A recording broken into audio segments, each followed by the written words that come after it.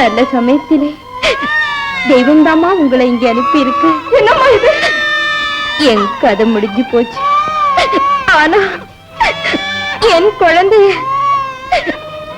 அனாதையா விட்டுட்டு போறமேன்னுதான் இந்த உயிர் ஊசலாடிக்கிட்டு இருக்கு. இனி நீங்கதான் இந்த குழந்தைக்கு தாய்.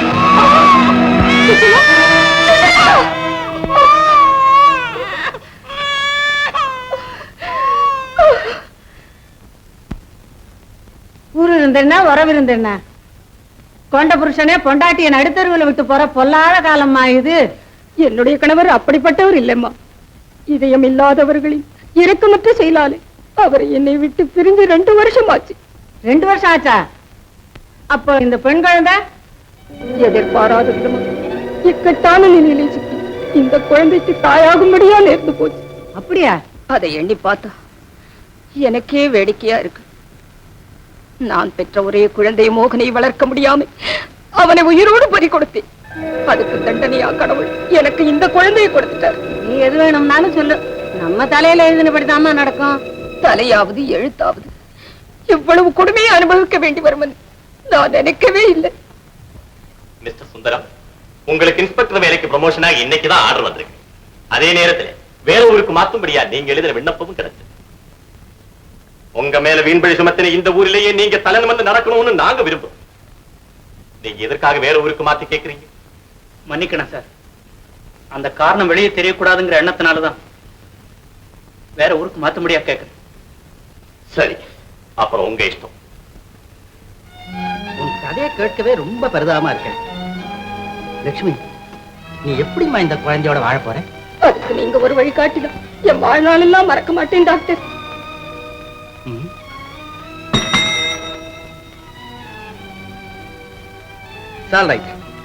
இந்த அம்மா நம்ம ஆஸ்பத்திரியிலேயே ஆயாவை வேலை செய்யும்.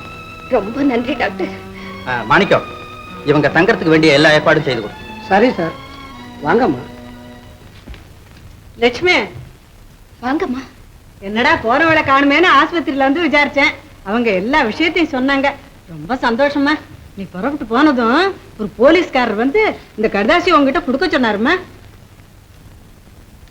எனக்கு நேரமாச்சு, நான் போயிட்டு வரேம்மா. போயிட்டு வாங்கம்மா. லட்சுமிக்கு ஒரு சில காலம் உனக்கு கணவனாக இருந்த சுந்தரம் எழுதி கொண்டது நடத்தை கெட்டவளே. அன்று வஞ்சகரின் துரோகத்தால் கைதி கூண்டிலே நின்றேன். கடும் சிறையிலே தள்ளப்பட்டேன். ஆனால் காலத்தால் நீதி கிடைத்தது. விடுதலை கதவு திறந்தது. உங்களை காண வீடு நோக்கி விரைந்தேன். ஆனால் தலையிலே ஒரு பேரிடி விழுந்தது போன்ற செய்தியை கேட்டு கலங்கினேன். கால் சென்ற இடமெல்லாம் அலைந்தேன். உன்னை கண்டேன். கற்பிழந்தவளாக கையில் வேறு குழந்தையோடு நீ அமர்ந்திருந்த காட்சியை கண்டு என் கண்கள் பூசின. நான் பெற்ற குழந்தையை உயிரோடு பறிகொடுத்தேன். அதற்கு தண்டனையாக ஆண்டவன் எனக்கு இந்த குழந்தையை அளித்து விட்டான் என்று வாய்கூசாமல் நீ சொன்ன வார்த்தைகளை என் காதால் கேட்டேன். அவமானத்தால் என் நெஞ்சு நெருப்பாகிவிட்ட அந்த நேரத்திலே நான் உன்னை நெருங்கி இருந்தால் சுட்டு பொசுக்கி இருப்பேன். ஆனால் செல்லும் இடத்து சினங்காக்க என்று வள்ளுவனின் குரல் என்னை வழிமறித்தது.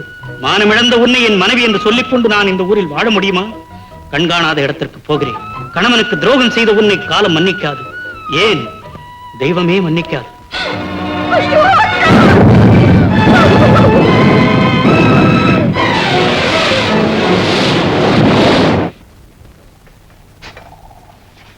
சரி தம்பி, சரி தம்பி. என்ன தம்பி, மணி 9ஆவது. டாக்டரா போற பிள்ளை காலாகாலத்துல எழுந்து காரியத்தை பார்த்தா தானே. இதோ பெட் காபி கையோட கொண்டு வந்திருக்கேன்.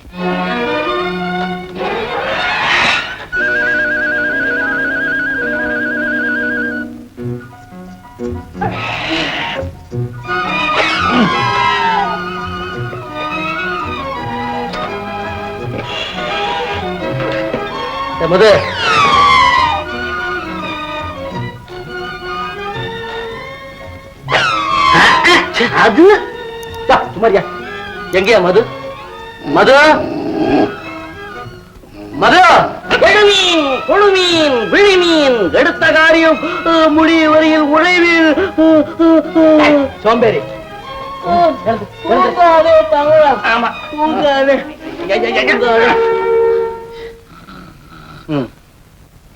எழுந்துடுறா என்ன அம்மா அது அம்மாவது ஆட்டுக்குட்டியாது எழுந்து உட்காரு தூக்கத்துல மீன் மீன் நீங்களா அது என்ன மீன் தம்பி அது கருவாடு ஆகிறதுக்கு முன்னால இருந்த மீன் அதிக பிரச்சனை என்னடா பொம்மையை கட்டில போட்டுட்டு உங்க கட்டையை கீழே போட்டுருக்கிற ஒண்ணு இல்லன்னு இது ராத்திரி குழந்தைய வளர்க்கறது எப்படிங்கறத ஒத்திய பாத்துக்கிட்டு கட்டில படுத்துக்கிட்டு பால் கொடுத்துக்கிட்டு இருந்தேன் உளர்ற பால் கொடுத்து பால் இந்த இந்த பால் அது ஆரம்பிச்சாச்சா பாத்தியா மோகன் ஒரு ஜட்ஜி வீட்டு பிள்ளையா பிறந்து சமூக சேவை செய்யறன்னு சாக்கடை சந்து வந்து எல்லாம் சுத்திக்கிட்டு இருக்கா இவன் என் பிள்ளைன்னு சொல்றதுக்கு எனக்கு வெக்கமா இருக்கு நீ ஏமா என்ன பிள்ளைங்கிற வேற என்ன சொல்ல அதிகப்படுத்தி சரி சரி போங்கடா குளிச்சிட்டு வாங்க டிஃபன் சாப்பிடலாம்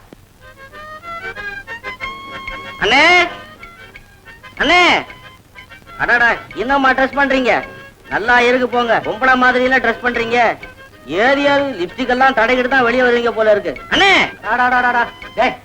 ஏன்டா கால வேலையில கரடியா கட்டி தொலைக்கிற ஆமா நீ இன்னும் வெளியே போகலையா நான் எப்படி போறது உங்களை பாத்துட்டுல போகணும் சரிதா சமூக சேவைக்கு வேணும் அப்பவே வெளியே கிளம்பிருப்பிய ஆமா அண்ணே சமூக சேவை செய்யறதுக்காக கட்டட நிதிக்காக நாங்க ஒரு நாடகம் ஒண்ணு நடத்துறோம் கிளம்ப வைக்கணுமா இல்ல இல்ல இல்ல வேலையா போச்சு அதுக்கு உங்களுக்கு ஒரு டிக்கெட் கொடுக்கணும் டிக்கெட்டா ஃப்ரீ பாஸா பாஸா காசு காசா எது நம்ம கிட்டே டொனேஷன் வாங்க ஆரம்பிச்சிட்டியா என்னது நீங்க கைராசிக்காரன்னு அடிக்கடி அம்மா சொல்லுவாங்க முத உங்க கையால ஒரு டிக்கெட் கிழிச்சுங்க அப்படியே எனக்கு ஒண்ணு கிழிங்க யோ உனக்கு ஜவுளி கடையில கிழிக்கணும் ஐயா பெரிய ரசிகர் சுமாரியா அண்ணே பணம் ஆமாட்டா பணம் அப்புறம் அம்மா கிட்ட வாங்கி கொடுக்குறேன் போ சரி தம்பி அந்த நாடகத்துல எனக்கு ஒரு வேஷம் ஐயோ உனக்கு குழந்தை வேஷம்ல ஐயா கொடுக்கணும் நீ முதல்ல மீசையை எடுத்து வை ஊட்டுங்க ஐயா இதான் இருக்குதுங்க மறந்துட்டேன் தையில்ல தையில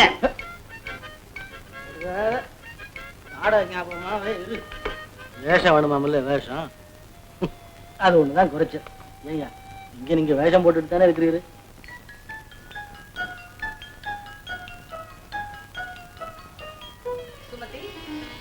அம்மா என்னம்மா கால்ல ஒண்ணும் இல்லம்மா இன்னைக்கு காலையில படியில இருந்து விழுந்துட்டேன் கால சின்ன காயம் பட்டுருச்சு அம்மா நீ எனக்காகப்பட்ட கஷ்டம் எல்லாம் போதாதா நீ இன்னுமா வேலைக்காரியா இருக்கணும் அம்மா வேலைக்காரியா இருந்ததுனாலதான் மகளை நர்ஸாக்க முடிஞ்சது மகள் நர்ஸ் ஆனதுக்கு அப்புறம் அம்மா எதுக்காக வேலைக்காரியா இருக்கணும் தானே நான் கேக்குறேன் அப்படி சொல்லாதேம்மா உன்னை கை குழந்தையா எந்த ஆதரவும் இல்லாம தெரு தெருவா தூக்கிக்கிட்டு திரிஞ்ச காலத்துல எனக்கு வாழ வழிவகுத்து கொடுத்தவரம்மா நம்ம பெரிய டாக்டர் அந்த நன்றிக்குத்தானம்மா என் உயிருள்ள வரைக்கும் இங்கேயே வேலை செய்யறதுன்னு முடிவு கட்டிட்டேன் சரியம்மா உன் இஷ்டம் கொஞ்சம் ஸ்பெஷல் வாரண்ட் போயிட்டு வரேன்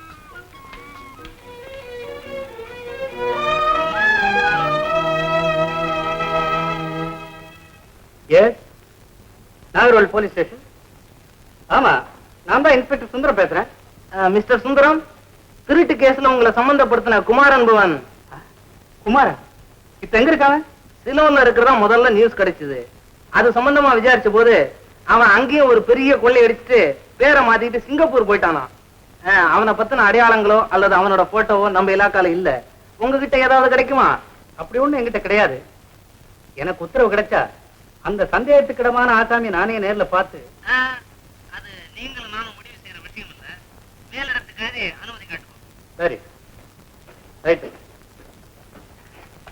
சிங்கப்பூரில் Kumar S Amarnath speaking doctor இருந்து பேசுறீங்களா யார் அது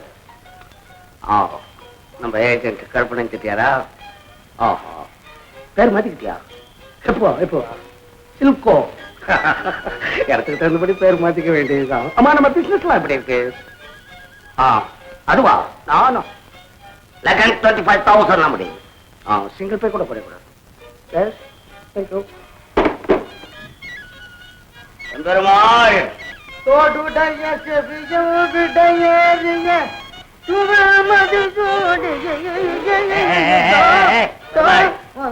என்னையா சிங்கப்பூர்ல பாடுற பாட்டு இதெல்லாம் பாடுறதுக்கு இடம் இல்லையா? அபச்சாரம் அபச்சாரம். இது திருஞான சம்பந்தர் பாடலாயிற்று. இது பாடினாலும் கேட்டாலும் கேட்டவர்களை பார்த்தாலும் நாம் செய்த பாவமெல்லாம் பறந்து போகும் ஐயனே, பறந்து போகும். இதெல்லாம் யாராவது பாவிங்க கிட்ட போய் சொல்லு. ஏயா, ஊரை விட்டு ஊர் வந்து என் சொந்த முயற்சியில 50 லட்சம் ரூபாய் சம்பாதிச்சிருக்கிறேன்.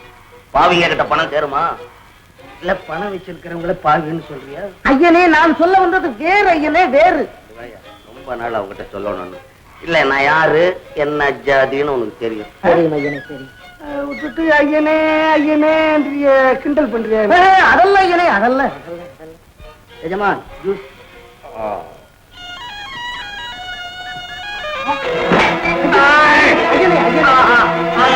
பார்த்தீர்களா ஐயனே, பார்த்தீர்களா? பணம் ஒன்று மட்டும் மனிதனுக்கு நிம்மதியை தராத ஐயனே. பணத்தினால் இந்த வலியை போக்க முடியுமா ஐயனே? அந்த பணத்தின் மீது இருக்கும் பக்தி ஏழைகளுக்காக, தர்மத்திற்காக, உற்றார் உறவினருக்காக திருப்புங்கள். நான் சென்று மருத்துவரை அழைத்து வருகிறேன். ஐயனே, ஐயனை பார்த்துக்கொள் பையனே, நான் வருகிறேன்.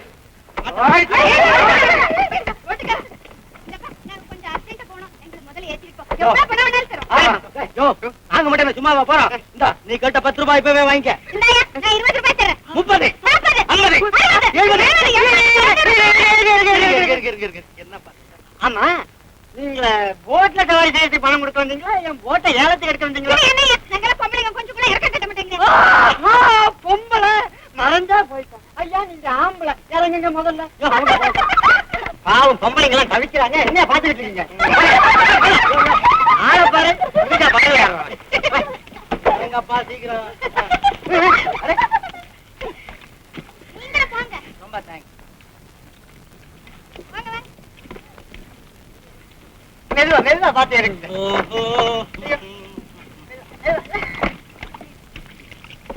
என்ன மோகன், இப்படி பொம்பளைக்கு முன்னால அவமானப்பட்டுட்டோமேப்பா. என்ன சாமி யோசனை பண்றீங்க? அவரு என் புருஷன். அவரு குணமே எப்பவும் இப்படித்தான். பொம்பளைங்களை ஏத்திக்கிட்டு போயிட்டாரல்ல. வாங்க சாமி, எல்லாரும் உட்காருங்க, நான் ஏத்திக்கிட்டு போறேன். ஓட்டு மட்டும் எங்க கிட்ட கொடுங்கம்மா, நாங்க ஓட்டிக்கிட்டு போறோம். சரி சாமி, இந்தாங்க, எல்லாரும் ஓட்டிக்கிட்டு போங்க. ரொம்ப நன்றி. இப்படிதான். Right about. Quick March.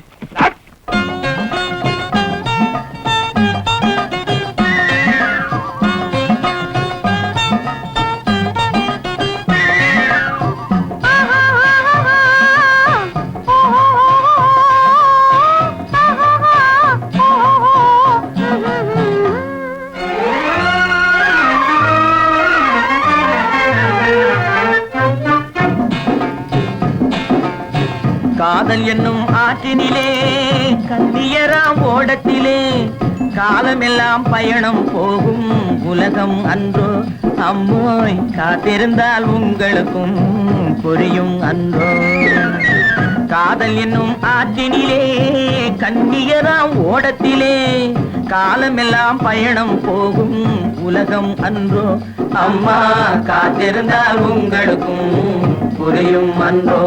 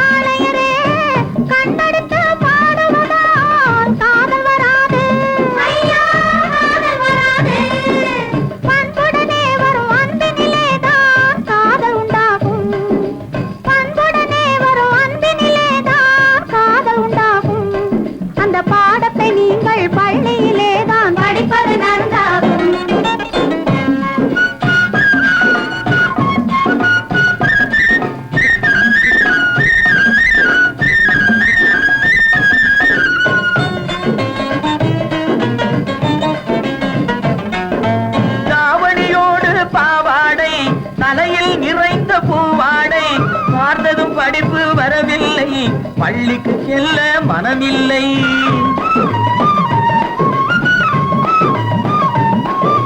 பட்டமிட்டால் கை கட்ட வரும், வாடை பிடித்தால் வம்பு வரும்.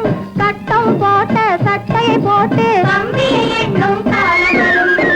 காதல் என்னும் கலையினிலே கை தேர்ந்த காளையரே, கண்ணெடுத்து பாடுவதால் காதல் வராது. பண்புடனே வரும் அன்பினிலே காதல் உண்டாகும்.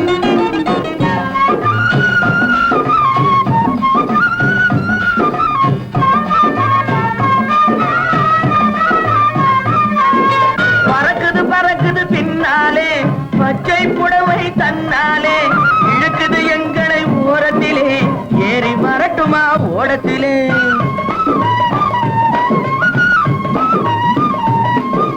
ஓடத்தில் ஏறும் நேரத்திலே உதயம் கிடைக்கும் கன்னத்திலே உடைந்தது பற்கள் 30 என்று காலையிலே வரும் பேப்பரிலே காதல் என்னும் ஆற்றினிலே கண்ணியராம் ஓடத்திலே காலமெல்லாம் பயணம் போகும் உலகம் அன்றோ அம்மா காத்திருந்தா உங்களுக்கும் புரியும் அன்றோ தலக்கு தலக்கு தல தையா தலக்கு தலக்கு தல தையா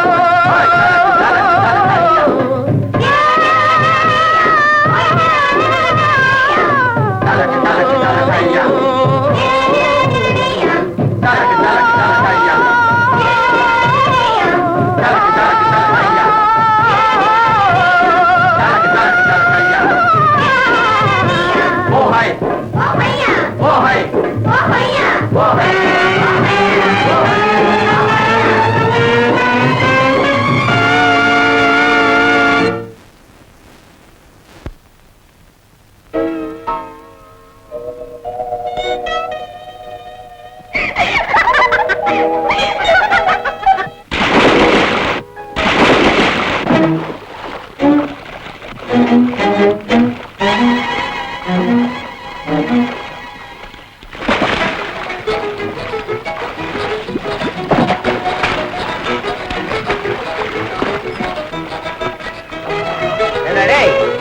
என்ன ஆஸ்பத்திரிக்கு போறியா?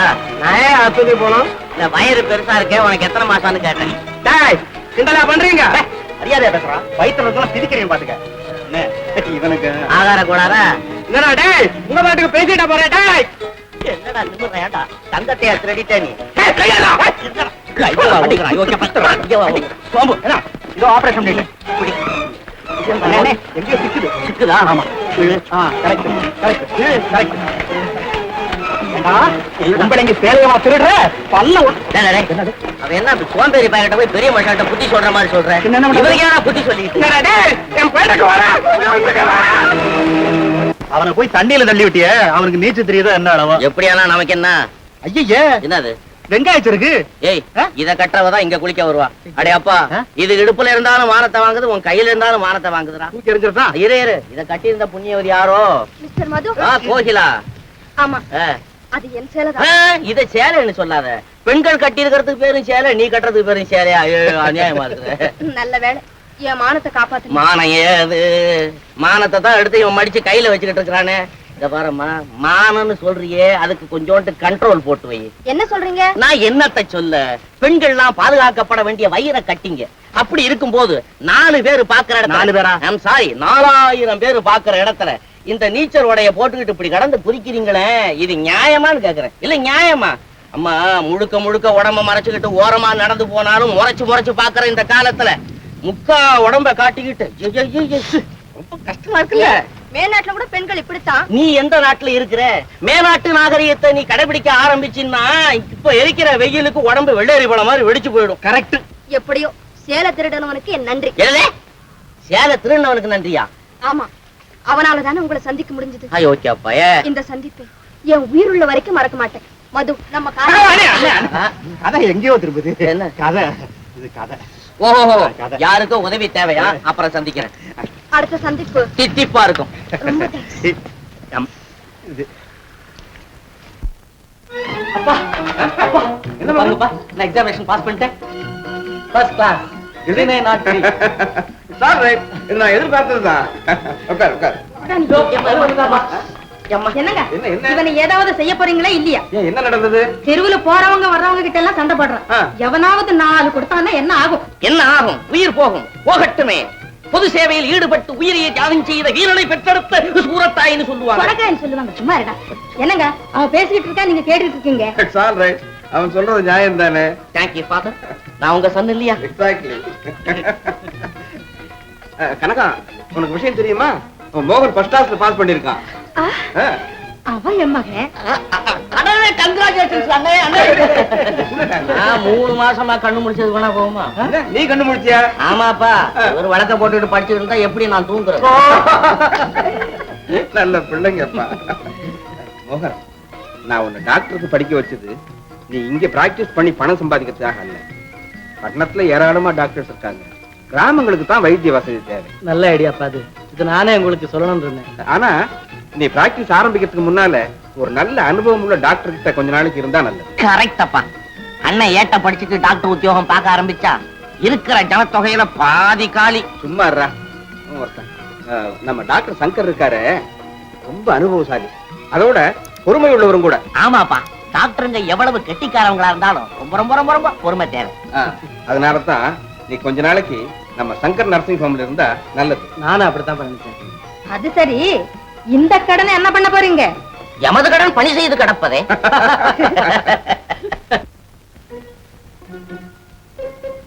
ஏண்டி நீங்களே ஏதோ தப்பு செஞ்சுட்டீங்க? ஏன் இப்படி நிக்க வச்சிருக்காரு? அதெல்லாம் ஒண்ணும் இல்ல. நம்ம ஆஸ்பத்திரிக்கு ஒரு புது டாக்டர் வர, பெரிய இடத்து பையன். அவரை உங்களுக்கு எல்லாம் அறிமுகப்படுத்த தான் எல்லாரையும் வர சொன்னேன். Good morning doctor. Good morning. இதெல்லாம் எதுக்கு? இருக்கட்டும் சார். ஏட்டில் படித்த படிப்பை செயலாற்ற கைராசிக்காரரான உங்களிடம் வேலை பார்க்க கொடுத்து வைத்திருக்க வேண்டும். மிஸ்டர் மோகன், உங்களால தான் அந்த கைராசி இந்த ஆஸ்பத்திரியில நிலையான இடம் பெறணும். அதுக்கு இவங்க ஒத்துழைப்பு பரிபூர்ணமா கிடைக்கும். உங்க புது டாக்டர் ரிட்டையர்ட் ஜட்ஜ் ராமநாதன் மகன் மிஸ்டர் மோகன் MBBS. இனிமே நீங்க எல்லாம் போகலாம்.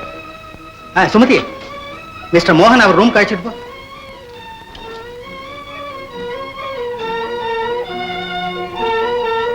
உங்க அந்தஸ்துக்கு இழிவு ஏற்படும்படி மோகனை என் பிள்ளை என் வாயால எந்த காலத்திலையும் சொல்ல மாட்டேன். என்ன நம்புங்க எஜமா, என்ன நம்புங்க.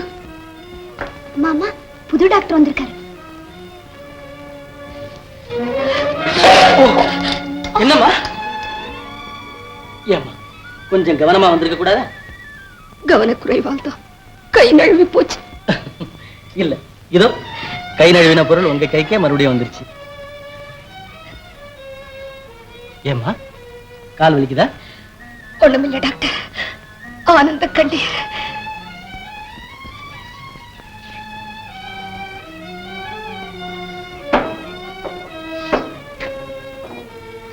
நர்ஸ். Yes doctor. உங்க பேர் என்ன? சுமதி. சுமதி. இங்க ஹாஸ்பிடல் ரொட்டீன் ஒர்க் எல்லாம் எப்படி? டாக்டருக்கா நர்ஸ்க்கா? ரெண்டு பேருக்கும் தான். இங்க வர்ற நோயாளிகளை பரிசோதிச்சு சிகிச்சை செய்யணும். ஆஸ்பத்திரியில இன்பேஷண்ட் அட்மிட் ஆயிருக்கிறவங்களே இரவு பகல பார்க்காம கண்ணு கருத்துமா டாக்டர் நர்ஸ்மா கவனிக்கணும். அப்புறம் ஒப்பி திங்கள் புதன் வெள்ளி ஆபரேஷன், ஞாயிற்றுக்கிழமை படகுல பவனி, அதுல ஒரு போட்டி.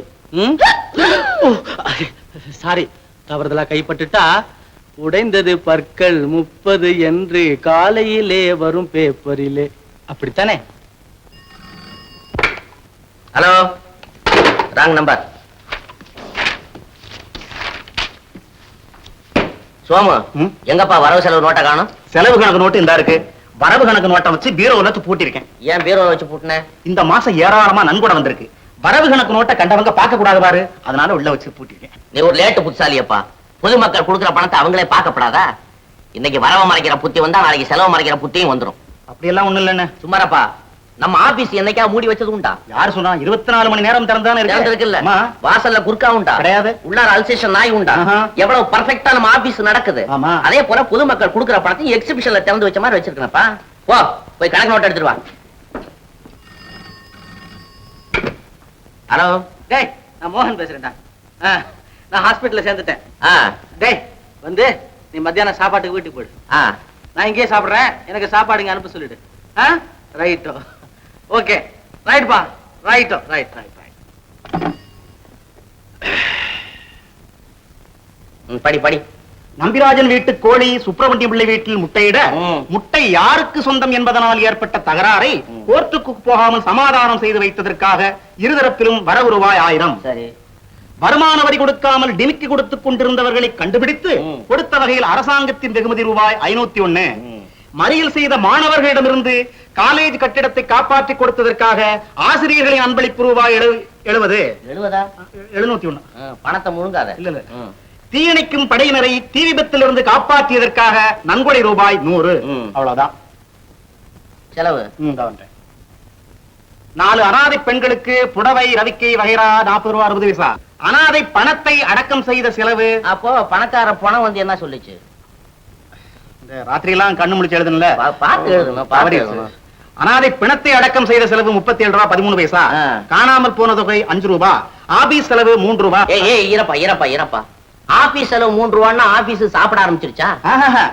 நான் சிற்றுண்டி சாப்பிட்ட செலவு 3 ரூபாய். ஆமா, ஓ சிற்றுண்டிக்கே 3 ரூபான்னா பக்கத்துல ஒரு சைபர் போடணுமா பேருண்டிக்கு? அண்ணே, நான் அந்த நன்கொடை வசூல் பண்ண போறேன் பாரு. அப்ப வந்து பசி எடுத்தா மனுஷன் பட்னியாவா கிடப்பான். பாக்கெட் மணி எடுத்து செலவு பண்ணணும். பாக்கெட்ல இருந்தா அடிச்சு செலவு பண்ண. ஏய், ஓன் மணி எடுத்து செலவு பண்ணணும் மேன். இல்லன்னா பச்சை தண்ணியை குடிச்சிட்டு வேலையை கவனிக்கணும். என்னங்கண்ணே நீங்க ஆப்டால் சிற்றுண்டி. ஏய், சொன்னதே சொல்லிட்டு ஓங்கி அரைஞ்சு பல்ல உடைச்சிருவேன். யார் விட்டு பணத்தை எடுத்து யாரா செலவு பண்றது? நம்ம நல்ல காரியத்தை செலவு பண்ணுங்கிறதா பொது ஜனங்க நம்மளை நம்பி பணம் கொடுத்துருக்காங்க. அதை விட்டுட்டு சிற்றுண்டி பேருண்டி சாப்பிட்டுக்கிட்டே போனா நாளைக்கு அவனா கணக்க பார்த்தா காரி துப்புவான் மூஞ்சி மேல. தபார், கடைசியா சொல்றேன், யாரா இருந்தாலும் சரி அவங்க உங்க சொந்த பணத்தை செலவு பண்ணிட்டு சேவை செய்ய அபிப்பிராயம் உள்ளவங்க செய்யலாம். இல்ல எவனா இருந்தாலும் சரி, கெட் அவுட், வெளியில போயிடலாம்.